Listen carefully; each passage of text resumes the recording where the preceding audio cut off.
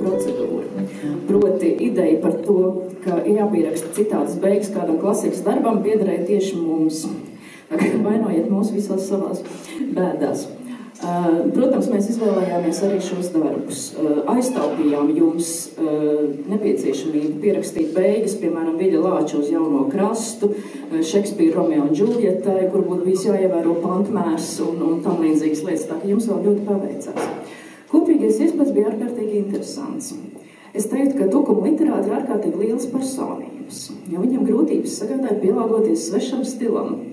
Un no daudziem darbiem var teikt, ka Radziņa, Nadziņa, Nastas, ārā līta autora oriģinālais stils, oriģinālais žanrs, iemīļotākie literārā darba veidošanas paņēmieni. Tādējādi jūs mazliet nododat. Bet no otras puses, protams, ir ļoti interesanti redzēt, kā jūs cīnījāties ar Blaumani, Skalbi un Vili Lāci. Jūlija, tev kas sakāms vēl? Es zinu, ka nolikumā tas stils ir minēts, bet es jau beigās ļoti labprāt sekoju tam stilam, kas tur bija ieviesies. Es neatminēju nevienu autoru.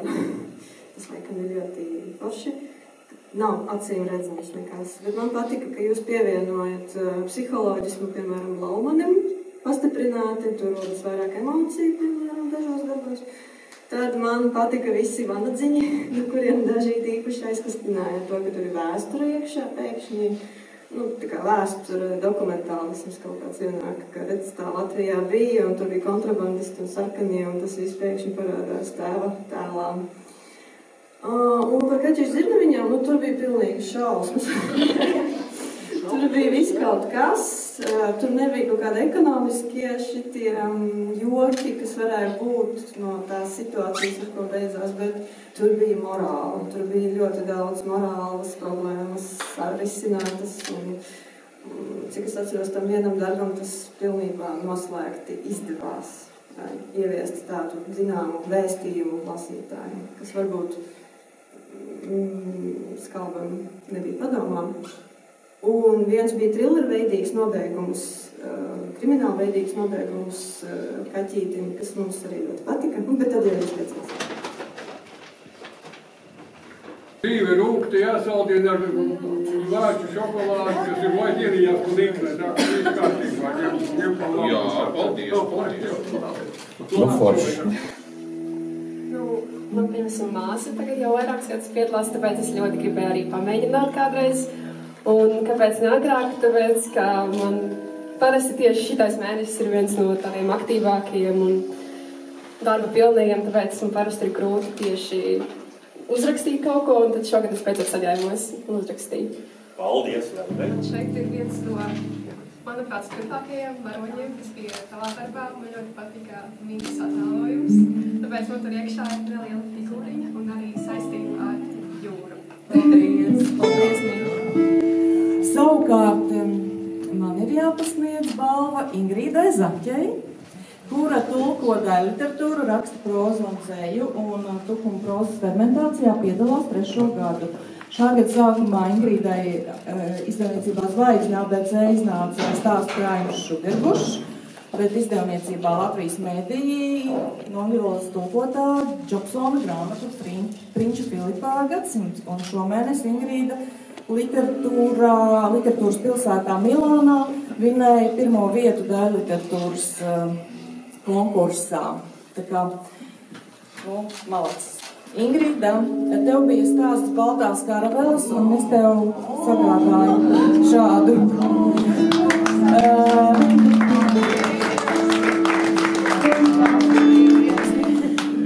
Un 2019. gadā Krišs par sevi to nebija ierakstījis, bet es atcerējos, viņš ieguva Krasta ļaudis balvu kā skolēnu kategorijā. Jā, paldies, kā jā, paldies. Krišs.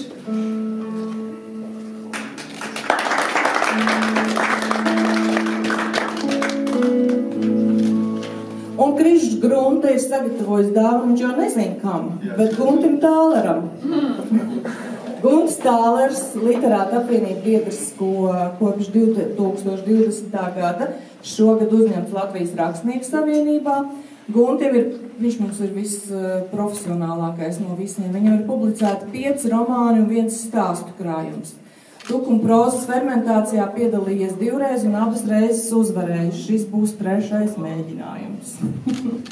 3 lietas labāk.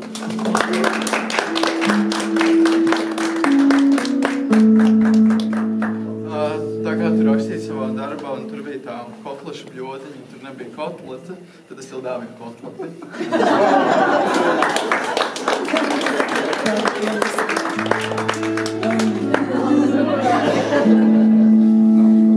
Gunts Tālers teica, ka viņš dāvaniņu aizmirs mājās, bet tā kā viņam ir iekritis dāvaniņu dāvināt kolēģiem no Literātu apvienības, tad jau kādreiz atdos. Māja dzīvo Tumē un ir debitantes Leldas Laugalas māsa. Ar radošo rakstīšanu galvenokārt izpaužas tieši tukuma prozas fermentācijai. Piedalās jau 3. gadu, 21. gadā ieguva autoru balvu, bet 22. gada darbs Barons publicēts literārajā žurnālā Jaunā gaita. Un tā bija Mājas kā rakstnieces pirmā publikācija. Māja arī dzied korī, pasniedz angļu valodu, un viņa ir Tukuma Literātu apvienības valdes locekle. Amanda ir Tukumā uzaugusi un tagad mācās Rīgas valsts 2. ģimnāzijā un jau no 1. klases piedalījusies skatuves runas pasākumos. Tagad, mācoties vidusskolā, sākus rakstīt. Vidusskolā viņa ir režisējusi 2 izrādes, viena no tām bija veltīta Aspasajai, saņēmusi atzinību Rudolfa Plaumaņa literārās prēmijas konkursā un 22. gadā audio izrāžu konkursā Stāsti manim Daugaviņa, kā arī šā gada dzejas dienu ietvaros rīkotajā Hidroekoloģijas institūta dzejoļu konkursā Amandas darbs tika izraudzīts kā viens no labākajiem. Amanda, jums debitante. Tas ir Plaumaņa darbā, bet iespējams tur ir nedaudz cita dzīve iekšā. Nu, te nu mēs tādi esam, visi 11, 10. Kāds nieciņš?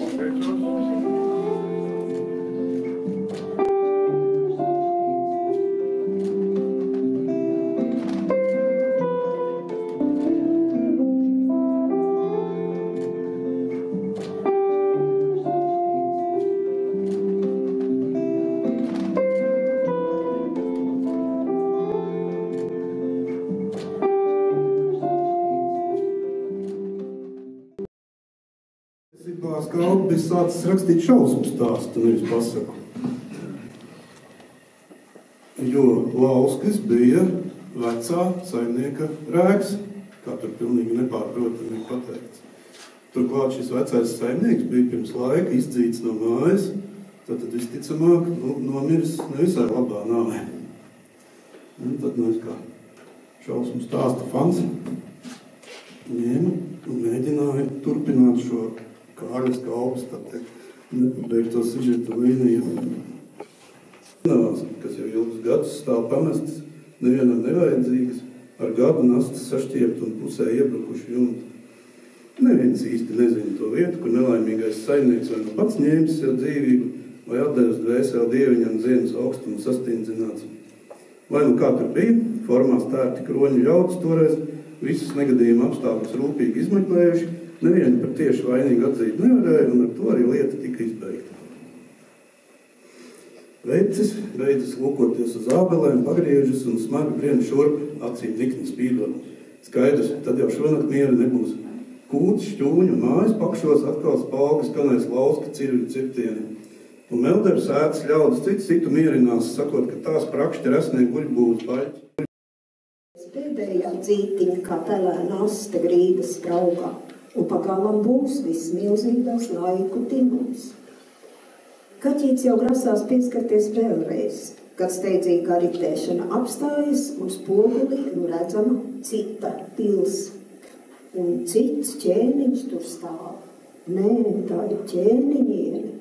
Un arī pats kaķītis tur ir. Viņam atvēlēta goda vieta uz valdnieces pleciem. Viņa pielūdz kā dievu, nes ziedojumus, sacer slavinājumu dziesmas. O, kādi augsti rādi vecajam Melderim tur, tai teiksmainajā zemē un tālajās sendienās. kur varenā upe plūst tūkstnešainos krastos, kur tūkstoši cilvēku dienu no dienas nes savas nastas uz augšu un ceļ milzu tempļus kā stāvus kalnus saviem valdītājiem par slavu. Viņš tuvojas. Tur laukā raud bērns, viņa veikli izvairās no Edgara un pazūdēs durvīm. Raudas tulīt rimsas, kad Kristīna iznākus laukā lūko apkārt. Tur mežā aujo zirgi un kāds sauc uz upi nāc, traks skats, atbalsojas, iegrimst, ietriec šķitumā, vieglā un mežonīgā nojautā, ka tur kaut kur ir vēl kāds laiks, vēl kāda dzīve ar šiem vakariem, rītiem, kokiem, debesīm, brokastu krūzēm un suņiem, ar tādām pašām vai ļoti līdzīgām idejām, pieņēmumiem un domām, kas neļauj naktīs iemigt, neļauj ieturēt pusdienas, launekli vai vakariņas, idejām, kas sadala pasauli bezgalīgās driskās, ļaujot noticēt, ka kāda no tām var piederēt kaut uz brīdi arī tev, bet tā kā esi tikai cilvēks ar šīm domām un idejām, tad nekāda pasaules driska tev nevar piederēt. Aptraipīt kāzu dienu ar savas mīlestības asinīm. Tad labāk būtu pašai mirt. Bet kas tad gādās par māti? Savā ziņā Kristīna cerēja, ka bojā ies Edgars, jo akmentiņš jau nekā sliktu nebija nodarījis. Vai viņa vaina, ka pret sievieti tas bijis tik iejūtīgs, cēls un laipns, piedevām vēl bagāts? Turpretim Edgars tikai nodarīja pāri. Taču vai viņa spētu dzīvot, zinot, ka tik ārkārtīgi mīlētais ir kritis pašas dēļ? Sirds čukstēja ļaunus vārdus. Labāk mirt akmentiņā. Bet vēl riebīgākas domas sludināja prāts. Edgars nav pelnījis palikt starp dzīvajiem. Kur nu vēl būt tavu roku? Kristīna papurināja galvu, censdamās aizgāņāt šausmas. Tikmēr abi precinieki jau bija nostājušies plecu pie pleca pretī sekundantam Kučierim. Nezinātājam tie izskatītos pēc lieliskiem draugiem, kas tikai aplūko sveša ieroču meistara izcilo darinājumu. Mēs visi zinām, Vils Lācis pārrakstīja savus darbus. Latvijas laikā rakstītos darbus, tad, kad iestājās padomju laika, viņš rūpīgi pārrakstīja, lai pielāgotos padomju stilam un padomju ideoloģijai. Tad arī es mēģināju iejusties Lāča lomā un domāt, kā viņš būtu pārrakstījis Vanadziņu, ja viņš viņu pārrakstītu 49. gadā. Jūras mēle, kas gribēja saķert Vanadziņu.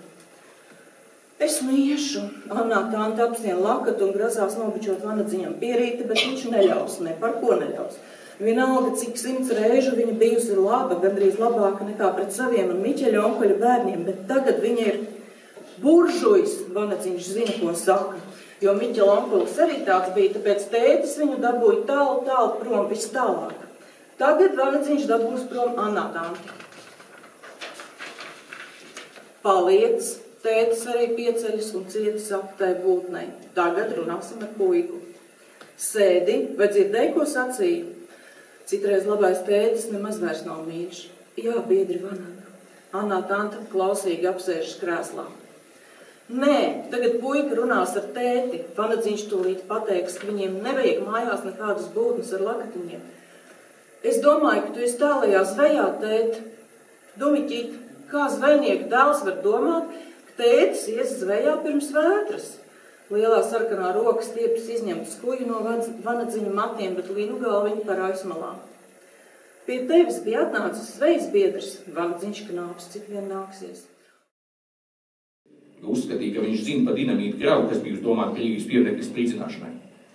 Viņu nosūtīja strādāt uz zvejnieku kuģi Kaspijas jūrā. Tikai pagājušo gadu viņš varēs uzrakstīt iesniegumu, lai atļauj atgriezties un satikt tevi, jo karš vienreiz ir beidzies. Tagad Vanadziņš manām grīļojās un ne jau asā vēja dēļ, lai būtu man nevajadzēja turpināt. Lūgums droši vien ticis vairākas reizes pārsūtīts, jo tas nonācis Rīgā tikai šī gada pašā sākumā. Bet tas nonācis Stūra mājā, kurā nolēmuši, ka Vanags nevar atgriezties un viņš aizsūt uz Sibīriju. Iekļauts izsūtāmo sarakstos kā politiski neusticams, jo savulaik nav spējis novest līdz galam sprākstvielu pārvešanas lietu. Tāpēc tagad ticis arestēts un nosūtīts uz Sibīrijas raktuviem par tiešo no Astrahaņas, neļaujot atgriezties mājās. Nē, nevar būt, tu melo, tā nevar izrīkoties ar cilvēkiem, tā nevar izrīkoties ar mani tēti. tev sastāstījuši netaisnību. Klausītāju balvu. Jā. Tagad sauciet skaļi un sauciet šup viņu. Klausītāju balva Imantam Liepiņam.